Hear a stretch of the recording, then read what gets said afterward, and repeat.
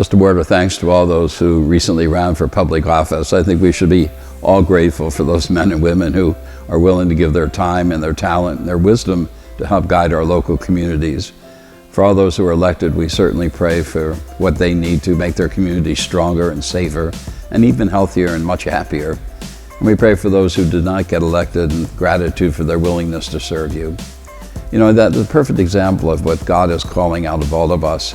You know, we all have these gifts that we could use for the betterment of the world, for the betterment of our families and our communities. But so often we hide them away.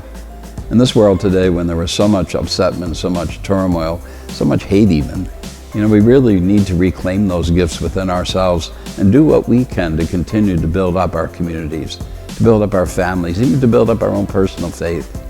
There's so much going on that we need to pay attention to in this world. We can't just write it off and pretend it doesn't exist. It does exist. It exists every day surrounding us.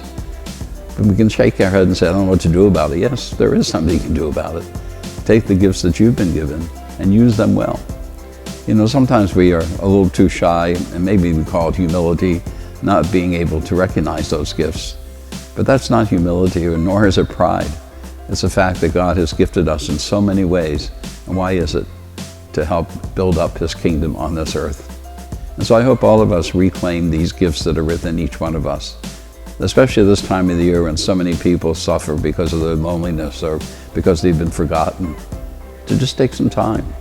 Look at yourself. Ask yourself, what can you do to make life just a little bit easier, a little bit happier, and certainly by doing so, a lot more holy. Use well these gifts, especially during these holy days coming up. They are gifts to us from Christ Himself. So the greatest thing we can do is make return.